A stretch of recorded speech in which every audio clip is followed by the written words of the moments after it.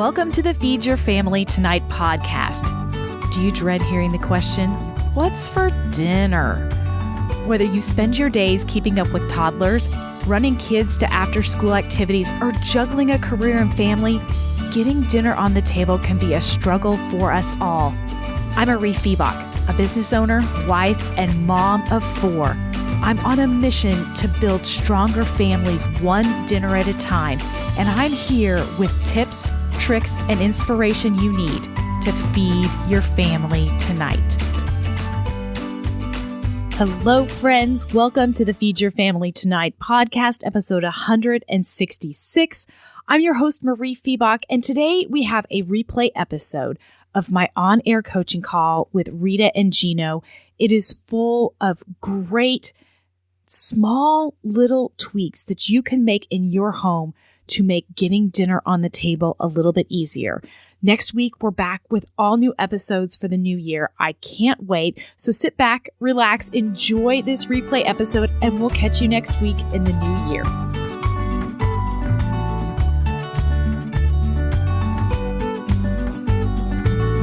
Welcome to the podcast, Rita and Gino Rossini. I am so excited to have you here today. How are you doing? Great. Thank you for having us. Oh, it is such a joy. We were getting to know each other off air for just a minute and found out that our paths have crossed in crazy ways. So it's always so fun to connect with listeners. And it is such a joy to be with you today. We're kind of going to dive right in. And I would like you both to just take a quick moment to kind of introduce yourselves and your family and let us know kind of what phase of life you are at. So I am a mom of 5. Gino and I have 5 children, ages 18, 17, 14, 12, and 10. So one that's about to leave for college and then all the way down to a 5th grader. I am in my 3rd year of nursing school. And so the phase of life that we're in right now is that our children and Gino have taken over much of the, Gino has shared a huge amount of the burden of, cooking, dinner prep, meal, shopping, planning, all of that as a way to kind of lighten my load so I can focus more on my studies. It's been tremendous. I couldn't do this without his support in that way. And so that's where we are right now. And Gino, so you're doing a lot of the cooking. Do you enjoy cooking, or is it something that you do because you love your wife? Well, I do enjoy cooking, but I actually don't do a lot of it. I do a lot of the meal planning and shopping. And because of my work, we basically have to either have extremely easy meals or rope one of our kids into quarterbacking the meal prep. Okay. And so are your kids good about that? Do they love it? Do they hate it? Do they tolerate it? How are your kids on that spectrum? It seems to be difficult. Okay. Well, our listeners know I have 4 teenagers, and some of them can cook. None of them like to cook. So I totally understand that. Okay. So tell me what dinner time in general is like. Are you having to work around activities? Are you having to eat in shifts? I know, Rita, you're a student. What is your schedule like? They do have activities. They're going, they're back in school. So we try to have kind of a dinner time around 6:30. That, can vary depending on the day of the week. The majority of the time, the food prep and meal prep it's got to be less than 30 minutes. If it takes longer than that, it's just not usually a good fit for us. If we foresee that it's going to take longer than that, it ends up being frozen pizza or, that's kind of our fallback. Yeah. So, but do you keep frozen pizzas on hand for days when the wheels fall off and you're like, it's not going to happen? Gino's nodding. Right. Yes. We have frozen pizzas. We have hot dogs. We have, what else? Frozen lasagna. We have a frozen lasagna. It doesn't really work out for us most of the time because we have to think ahead. Well, yeah, because they take an hour to cook. Now, are either of you working from home where you can put it in an hour early, or are you walking in the door and having to start prep at 6 o'clock? So it depends on my schedule. I'll have 3 clinical days where, yes, I'll be walking in around 6:30. And then I've got 2 days where I'm in class. And some of those days finish early. Some of the in-class days finish early. One of them usually finishes around 5 o'clock. So it's pretty tight, and then everybody's demanding your attention and whatnot. And by the time you get around to it, it's 6 o'clock. So it's cutting it close. Yeah. And usually each day I would work from the office. So I'm not at home. Okay. I usually come in right around 6. Okay. So you guys are out and then you are coming back in and everybody's hungry and dinner needs to get on the table pronto. Okay, Gino, you said you talk a lot about that you work with the meal planning in your family. Tell me about how you're planning and what your system is for grocery shopping. Are you using online shopping? Are you going to the store 5 times a week? No judgment either way. I'm just kind of curious where you're at on those 2 things. Sure. Well, the routine, when we're in the routine, is that one of our daughters and I get together on Saturday morning, plan the menu, check and see what's in the cupboard, in the fridge, and we do a spreadsheet grocery list, and then we go to a couple of different stores to pick up what we need for the week. And usually that covers us for the week. So you're not running to the store multiple times. That is awesome that you're organized enough and you kind of have a plan. So then what do you want most for me to help you with? Are you wanting meal ideas? Are you wanting how to prep and get things on the table faster? What can I help you with most? I think prepping and getting on the table faster, because we all have really busy schedules. So somehow to either shift the time of prep to the weekend or otherwise come up with very easy meal solutions. Do you want to spend 2 or 3 hours on the weekend prepping? Is that something you want to do, or would you rather find pockets of time during the week where you could do a little here and a little there?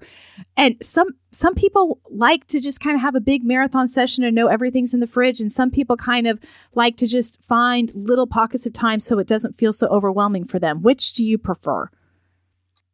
To be honest with you, I want to be the sort of person who has the marathon prep session over the weekend, but it never works out. I talked in episode 144 about how to find time to prep. And a couple of times that I have found that work for me is when I'm cleaning up dinner dishes. I already have my cutting board out. I already have the kitchen a mess. Sometimes I will do a little bit of prep then. So like if I am chopping veggies or if I'm cutting up chicken, my cutting board's already out. I'm going to have to sanitize the whole kitchen anyway. And so I might just take 5 minutes and cut up chicken for tomorrow night's meal. Is that something that you've ever tried? We haven't tried it that systematically. Sometimes, like if we're going to be making chicken, then we'll make chicken for the week and then use some for chicken salad for lunches and some for, barbecue chicken, just we might prepare the meat in bulk, but usually not the actual chopping of the veggies or something like that. That's something that you might start thinking about is before you clean up your dinner dishes, is there something I can do today to make my life better tomorrow or the next day? And just kind of start asking yourself that question, because again, when the cutting board's out, the knife is out, the kitchen's already going to have to be cleaned up, you're going to save yourself time. Another little pocket of time that some people have and some people don't is just a little bit of time in the morning. My husband gets up and he has his 30-minute coffee ritual, and he kind of likes to putz in the morning. It kind of is part of his wake-up routine. And for him, being able to do just a little bit of something to make the day better, the morning works. Is that something that might work for you? I think so. It might be a little bit challenging. I already have a morning routine that usually doesn't involve that. But that could possibly work. Well, that's something to look at, especially if I was looking at the kind of meals that your family likes to eat. And Rita was saying that you like salmon and you like chicken salad and that you'll eat kind of a variety of things, but your family is trying to eat a little bit lower carb. So a little bit heavier on the proteins, heavier on the veggies. Is that kind of right, Gino? Absolutely. Okay. if you're kind of trying to eat a little bit lower carb and going heavier on the veggies and heavier on the meats, then taking a little bit of time in the morning and getting the meat salted and cut into the right size can be a game changer come dinner time. And I really talk about that salting of the meat because that's part of making things taste delicious. And salt plus time equals magic with almost every kind of meat that you are cooking. So if you're cooking some type of a beef product, except for ground meats, and I don't like to oversalt ground meats because it can mess with the texture and make it a little funky. But if you're having like a strip steak and you're making a Mongolian beef, or you're having like a grilled meats or chickens, if you can get them cut into the right size and salted in the morning, and even if you're doing something with a marinate it in the morning, have it in the refrigerator so that when you get home, all you have to do is add heat to it. Have you ever done that before, gotten things prepped ahead of time, and then all you have to do is add the heat to it when you walk in the door? Not usually, but that does sound like that would be a big help. That is something that I think could be a big game changer for your family, especially when you're eating higher veggies. My other question is, do you have an electric pressure cooker like an Instant Pot? We have two. Oh, you are my kind of people. Okay. I have two as well because I usually use one for brown rice and one for whatever meat or protein I am cooking, and I will often run them both at the same time. I have a couple of recipes in my Instant Pot that I think would work well for your family, especially the way your family eats. And you can serve them both with any kind of rice if you eat rice, but if you're trying to go lower carb, serve it with a cauliflower rice or a giant bed of vegetables. And that is Instant Pot Mongolian beef. And that is a really fun recipe. I'll link to it in the show notes, but you have to kind of quickly brown the meat a little bit, and then you put it in with a little bit of soy sauce. And if you're trying to do gluten-free, you can substitute out gluten-free tamarind for the soy sauce or coconut aminos. Those both work well. A little bit of orange zest and some water, and then you cook it for like 20 minutes in the Instant Pot. So that's something that you can do when you get home. The other one, this one does have carbs, but it's brown rice, and it's my Instant Pot chicken and brown rice. It takes about 30 minutes start to finish, even though it's only a 22-minute cook time on the Instant Pot. But you layer the brown rice in the bottom and you put frozen chicken breasts on top, which is great because this is one of those meals when you're like, oh, I didn't thaw the meat, I didn't prep in the morning. You can pull frozen chicken breasts straight out of the freezer and put them in with a little bit of chicken broth, cook it for 22 minutes, and you end up with, it's really basic food. It's not fancy. There's not sauces. But I found in my home that simpler food in a busy phase of life is just better. Absolutely. How are your kids about being picky? Talk with me about the pickiness level that you're facing in your home. I think we've always had a policy of this is dinner. I've not really ever catered to picky eaters. So we don't really have a lot of that. We don't have time for picking. You guys do not know how much of a unicorn you are to have 5 kids and not be facing picky eaters. I am so happy for you that you don't have to face that. The other thing that really helps with families, because again, we're in kind of the same life phase right now where we've got kids that are teens and tweens and 2 working parents. It makes life really busy. Do you ever do like cook once, eat twice, where whatever you make double of and throw part in the freezer for another time? I'm a huge fan of that. It's hard though with growing boys. Yeah, we plan to, but then it gets eaten up. So yeah.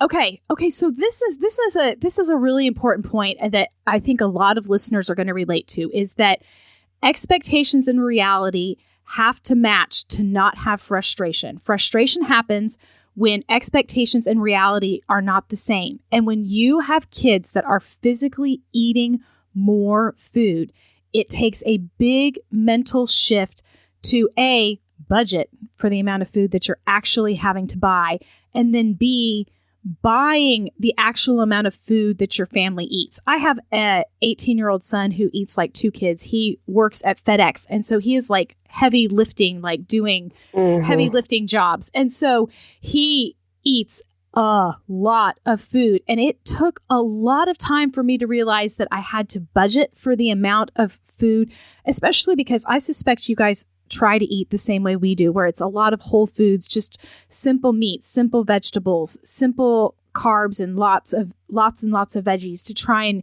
eat as healthy as possible. That can get expensive. But then also when you are making taco meat, like I make 12 pounds of taco meat at a time. And like your average family with toddlers, that's 12 meals. In my house, that's 3 or 4 meals, maybe. Yes. Have you guys made that mental shift to know that when you do that cook once, eat twice, you actually have to buy what feels like massive amounts of food? I'm not sure that we have. So we have another, expectation versus reality disconnect when it comes to leftovers, because we will make leftovers with the intention that they'll be eaten. But then our kids wind up making themselves a sandwich or a quesadilla or something. The leftovers don't get eaten. So I hesitate to buy more when it seems like we're really struggling to actually consume all the food that we're buying, rather than having, and I don't like to push food off on people like, no, you must eat this now. So it's hard to get that sweet spot of, okay, if we're going to buy it, let's actually make it. And if we take the time to make it, let's go ahead and eat it, rather than making ourselves a sandwich or something else and letting the leftovers just sit in the fridge. Rita's nodding her head. Do you feel the same way? I do. I guess we're looking for a way to be more intentional with our leftovers, like having a specific plan, knowing when that food will be consumed. What's your freezer space like? Do you have a pull underneath? Do you have an extra deep freeze? What's your freezer space like? Yeah, we've got 2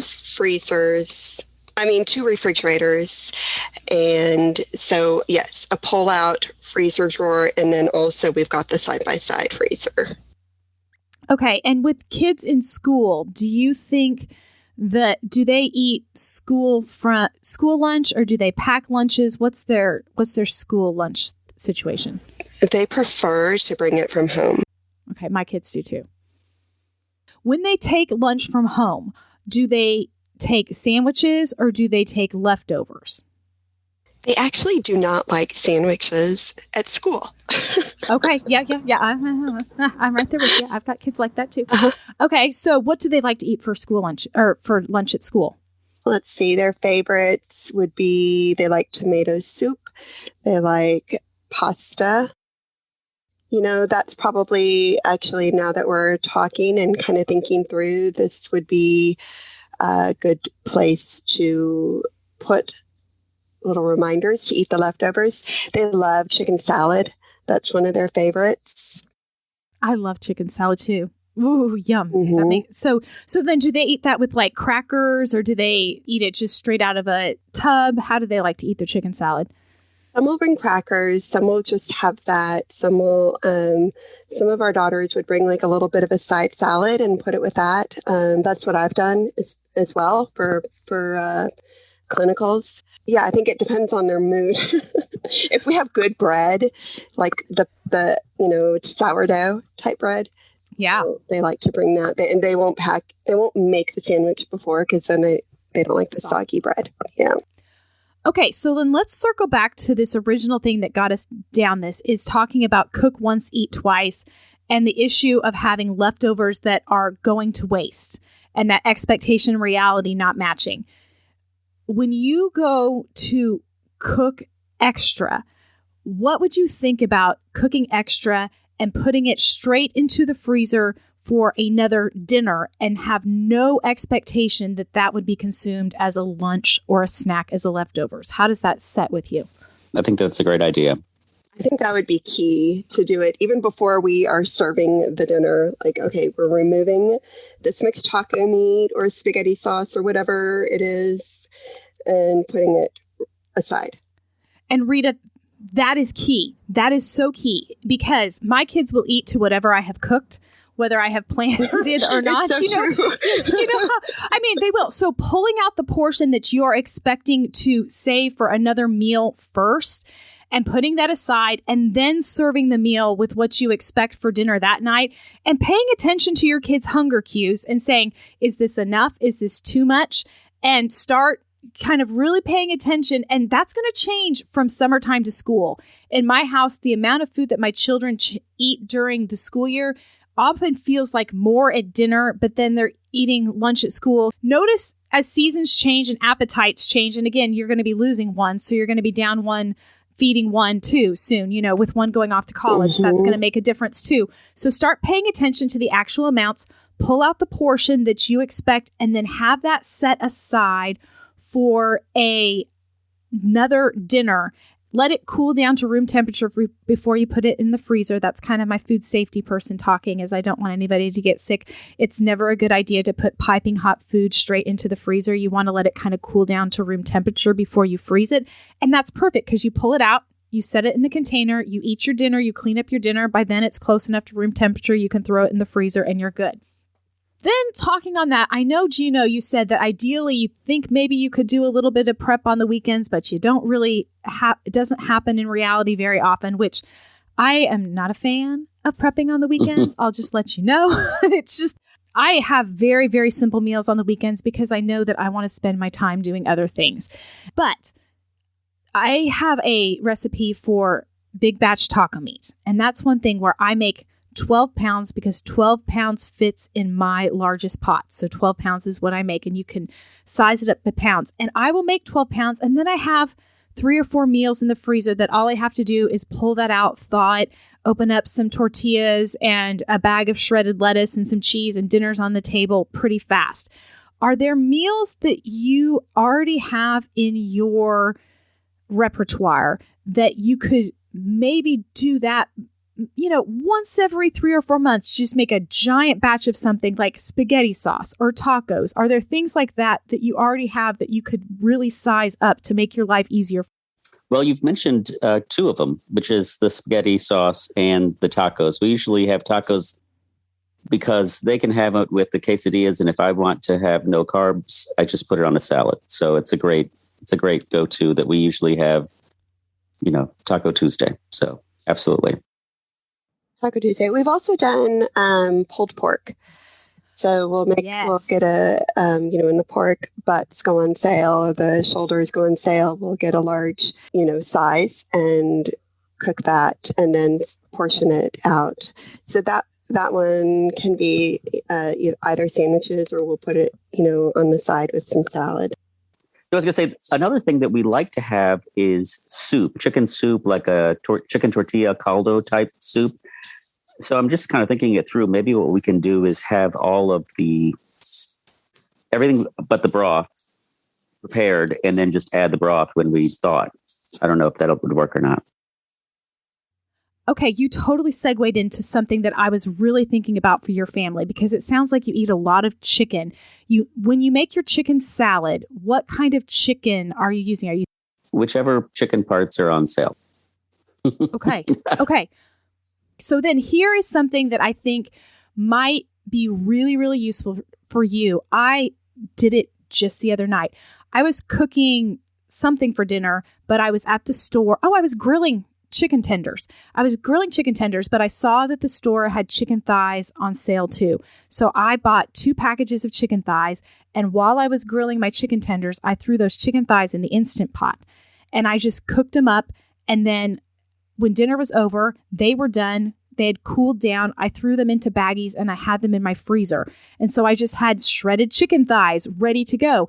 It was cooking while I was making dinner, so it really didn't take any extra time except for a little bit of setup and a little bit of cleanup.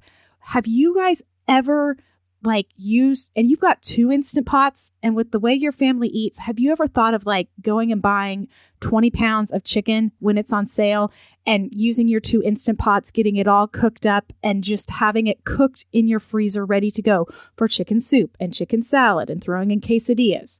Yeah, that sounds like a great idea. We don't usually do that. I wonder if we have enough freezer space. It seems like we're always bumping up against the freezer space, even with 2 freezers.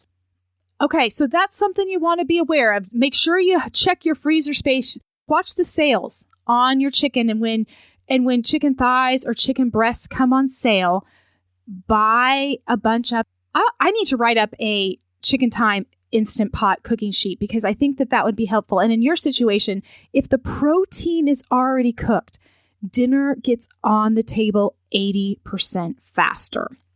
Oh, absolutely. Or chicken tortilla soup is something that goes really well in a slow cooker. The only issue is that most people overcook their chicken in a slow cooker because chicken in a slow cooker really only takes 3 or 4 hours, and people are trying to put it in the morning at 7:30, and then it's toast by 9 o'clock at night. But if there's ever a day where you know that one of your teens is going to be home, then they can take the crock pot insert. You can have everything in the crock pot insert already. Just take the crock pot insert and put it in the crock pot and turn it on. Is that something that might be helpful? Are they ever home early in the day enough that they could do that for you? Well, on Fridays they can be. It just, depending on their activities. And Thursdays I will be. And so that might be a good meal for one of those evenings. Think about that on Thursdays. Gina, when you're planning your meals for the week, think about slow cooker meals on Thursdays that really only take 3 or 4 hours. And you can prep it all in the morning or the night before and have it in your little crock pot insert. Again, I'm a food safety kind of snob. So you keep that insert in your refrigerator, but then all you have to do is take it out of the refrigerator and turn the slow cooker on. And that's something that you can do when you've got a little tiny window of time at home on days like that. So start thinking about that for Thursdays. And then the other thing is you find that works for your family. Then start keeping your eye open for slow cooker recipes that you think your family might like. When you go to pick recipes, you want to not find recipes that are too far off from what you're already making. I've talked with other families about this where you don't want to change the main ingredient or the flavors at the same time, which means you don't want to go from spaghetti and meat sauce to a vegetarian chickpea curry. You're changing too many things for your family, but you could go from spaghetti and meat sauce to spaghetti and lentils. That's a less of a leap for your family. So as you kind of stumble on recipes, if you think of ones that are just one step off from things that your family already likes, those are kind of recipes to hone in on as far as slow cooker and Instant Pot recipes. That sounds really good. That's great. That's great. I have a question about pan roasted meals. We have found that those can get on the table pretty quickly, but it seems like some meats and vegetables go together better than others, or there's some take longer to cook and then it overcooks something else. So do you have good suggestions for pairings for different pan roasted type meals? And one shortcut that we've taken, or Gino has taken rather, is buying the broccoli and the cauliflower, for example, all chopped up already. So it's a matter of just opening up that bag. And do you have any pairings? I do. I have a couple of ideas. The first thing is that pre-cut veggies from the grocery store are amazing. I am a big fan of them. So that is great. When you are doing sheet pan meals, you have to think about heartier vegetables with thicker pieces of meat. So let me give you an example. If you are doing butternut squash and potatoes and beets and sweet potatoes, those are hearty vegetables that take a long time to cook, and those pair well with bone-in chicken that also takes a longer time. Then you go with lighter meats and vegetables that take less amount of time to cook. So think about pre-cooked sausage. I have a recipe for a sheet pan sausage and veggies that has turkey kielbasa that is already pre-cooked. So basically you're just heating it up with peppers and onions and cherry tomatoes. And those all take about the same amount of time to eat. Or you go somewhere in the middle and you get vegetables like green beans and broccoli and cauliflower, and you pair that with pieces of chicken breast, like chicken breast tenders. So it's not a giant slab of chicken breast, but it's not teeny tiny chunks either. And those are all going to take about the same amount of time to cook. So you're thinking about heavier, starchier vegetables. Then you get down to your less starchy vegetables like your peppers and your tomatoes. And the middle is kind of that broccoli and cauliflower and your chicken breast. Did that kind of answer your question? Absolutely. That's huge. Yes. So so let's say just kind of, I'm trying to think through this. If it's Monday and we're chopping up a bunch of onions and carrots and celery for something, and I'm thinking, okay, we want to have a tortilla soup later on in the week. Is that something that can I freeze all that? Or is that something that I need to put in the fridge and know that I need to keep an eye on that so it doesn't go bad in the fridge and I actually circle back and use it on, Wednesday or Thursday? The answer is both. So here's the deal. If you know that you're going to be using it within chopped veggies, I usually don't like to keep more than 2 to 3 days in my refrigerator. So if you know that you're going to use it in 2 to 3 days, then you can just put it in a sealed container in your refrigerator. The onions, you want to be careful because it'll make everything else in your refrigerator smell. So you want to probably double seal them. A lot of times when I have cut onions, I'll put them in a zip bag and then put them in the container so that I've got kind of 2 layers of protection for everything else in my refrigerator. Or mason jars work really well too, and you can get a really tight seal on a mason jar. So if you use them within 2 to 3 days, great. If the wheels fall off for the day that you're supposed to be using them, take them and throw them straight in the freezer. They'll be fine. They can keep in the freezer for a couple of months, and then you can just pull them out and use them when you're doing them another day.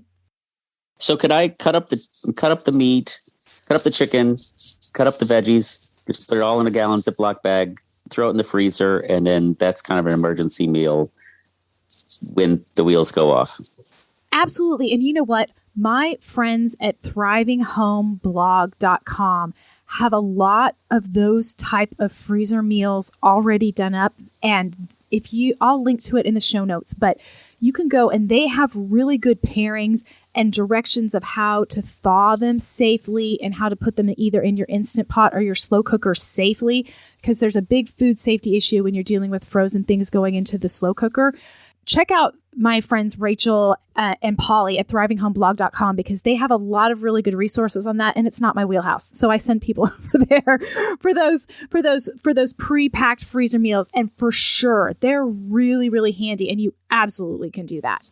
That sounds great. Okay, anything else before I let you all go? I think we have some good plans to fall back on rather than the frozen pizza a couple of times a week. Well, and again, there is nothing wrong with frozen pizza every now and then. I really want families to know that this is not about being Pinterest perfect. This isn't about having perfectly quote unquote healthy, whatever that is to you, meals all the time. This is about getting dinner on the table so that you can connect with your families more and trying to make life just a little bit easier in the everyday, because we're all doing dinner 7 days a week in one form or another. And so it's okay if there's frozen pizza here and there. And I love keeping one in the freezer because there's a day when you're going to need it. So don't worry about that. Dinner time has always been a huge priority for us as a family. And it's not been something that we've been willing to sacrifice in spite of, me being a full-time student and Gino working his full-time job and all of the busyness that goes on in our family. It's a priority for us. And so these tips are very, very helpful. So thank you. Thank you for your time.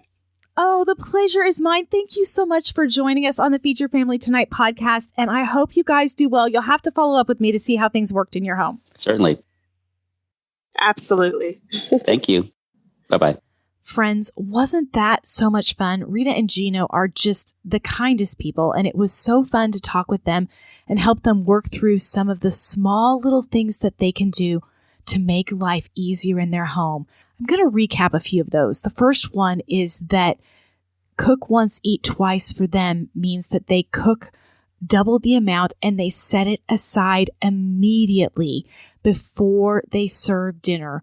And those are not planned leftovers for lunches or snacks because their kids are not eating those as lunches or snacks, but as a full dinner, which is going to make their life easier and there's no food waste. The other thing that we talked about was cooking up a large amount of chicken when chicken comes on sale, but being mindful of your freezer space before you go and buy that. So that's a big tip that I do in my home that might help you, and I really believe is going to help them in their home as well. Thanks so much for joining us, friends, on the Feed Your Family Tonight podcast. If you are interested in coming on air and having an on-air coaching call, it's totally free.